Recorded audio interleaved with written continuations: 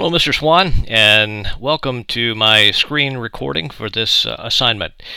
I'll start out, I think, with first you asked me to, I think, do my top 5 movies, but I went ahead and cataloged my top 7 that I had done here.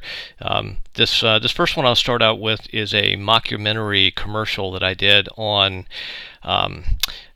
It just always strikes me as funny that you see a commercial for a particular drug, and they get up there and they have people all in smiles, and all of the body language seems to say that what a great drug this is, but if you listen carefully to the side effects, or even not so carefully, you hear all these horrible side effects. And so I did a mockumentary on a drug that I made up that is supposed to make you alert in the morning, but it has all of these horrible side effects. And I had my wife go along with that.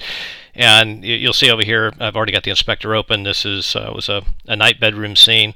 The reason this says intro in take 1 is an overhead dolly shot where I put sliders on the bottom of my tripod and slid in, is because I added this afterwards. And of course you can see that I picked favorite shots by the green, and then you'll see some here that have no that I obviously didn't use. And so in those cases, I don't even give those a take number, but because the way I cataloged this, for whatever reason, I just chose the ones that I was going to use and made those take 1, take 2, and what have you. This was take 2 of the same thing, overhead dolly. Get down here, and this was take 4, so this must have been take 3 up here. But if I completely deleted a scene, then I didn't use that. Then when you get down to here, this was a long shot slow-mo zoom. This was take 1, take 2, what have you. This, I wasn't sure exactly what shots I was going to use, obviously, so I wanted to take a lot of different ones. This, ironically, would have been my favorite shot right here. I ended up not being able to use it because that yellow handle that you see right there is the 20-foot pole that I use for my boom mic, and I had left it laying on the table, so I actually didn't need the boom mic for this scene. But so I couldn't use my favorite shot and didn't have a chance to get my wife back to reshoot by the time the assignment was due. But a lot of fun I had with this particular assignment, and my wife, who her nickname is Boo, and so these shots are cataloged under Boo here. But this was seen. It was wake up coffee scene, take 1, and she's waking up here and talking about how she has such a hard time waking up. As she gets down a little bit closer, she takes the alleged product here. Then she goes into this rapid dusting and folding of clothes and vacuuming, and I've got all this set to funny music with crazy sound effects that are in there. So the narration part here was just where I recorded myself narrating this in kind of a narrator's sounding voice, trying to make the product sound so fantastic, and just skimming right over the fact that it, causes spontaneous death and all the other silly things that I put in there. This was a project that was a trailer.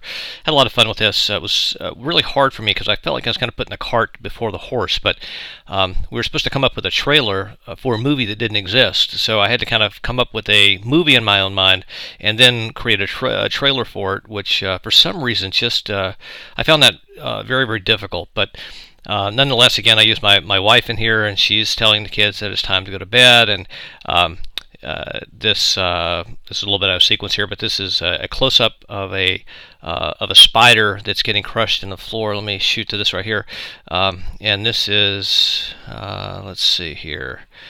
Okay, right here. This is my son seeing this happen. He is, he's mortified by that.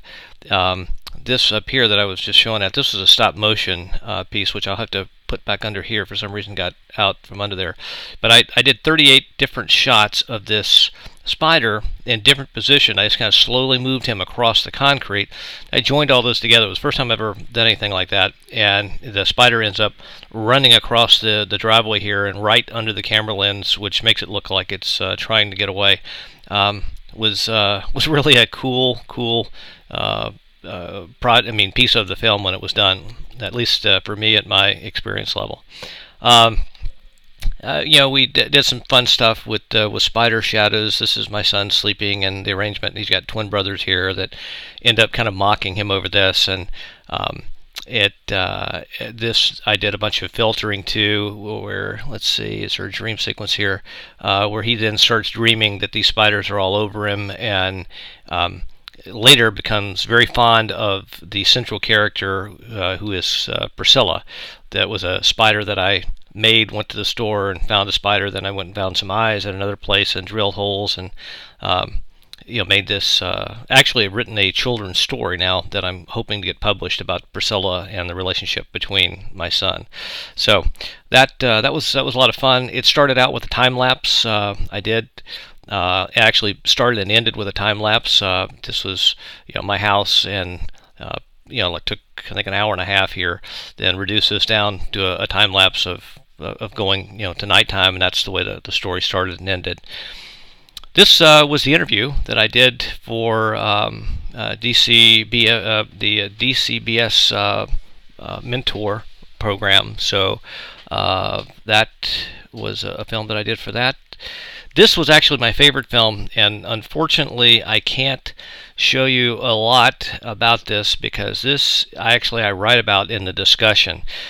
You can see these are all numbered here. There were 72 different scenes in this particular film, and what this was about my son here, who, this is about midway in the film. He's about to actually dive in the water, but he has a fear of water, and this is his twin brother in the front right here, and this is their brother that's 20 months younger.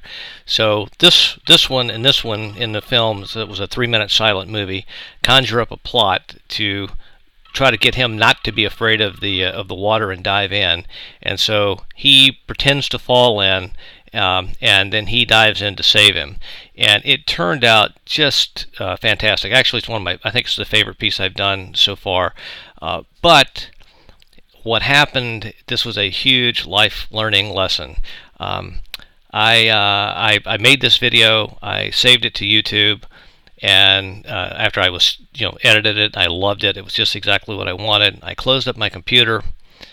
And because I think I'd worked on this like something like 18 straight hours or some ridiculous thing.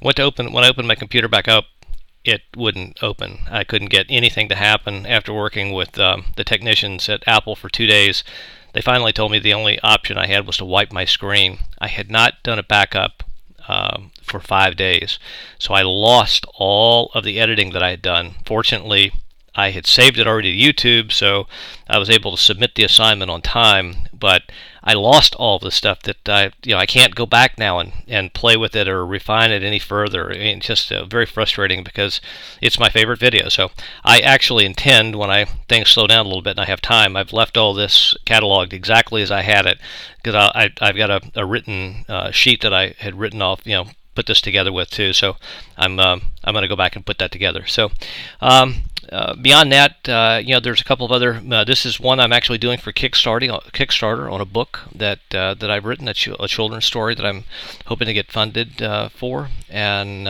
my family participated in that. Was fantastic. This is my wife doing some of the narration there.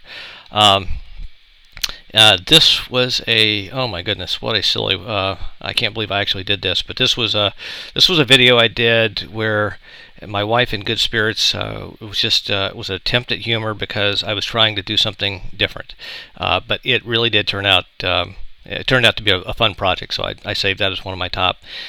And this was going to be my thesis had I been able to get the hospital to cooperate, and they're just finding so difficult. But this is a young man that I'm very close to that's had stage 4 neuroblastoma, and him and this little boy right here are both patients. These are both neighbors of mine at the same Helen DeVos Children's Hospital, and I interviewed both of the families. Took a lot of time videoing these kids just in their natural setting. And this little guy has a chromosomal thing that the Children's Hospital has never seen before, and so they're on a walk in life that the hospital can't even give them direction for because they've never seen it. So both of these live just literally a couple houses from me in opposite directions. We're kind of in a triangle between them, and so this Helen DeVos Children's Hospital in Grand Rapids, which is literally one of the premier children's hospitals in the country. That's why I chose to do that. So love the ones that I chose here for your selection. I hope this is what you were looking for as far as what I showed you in Inspector and what I showed you over here. And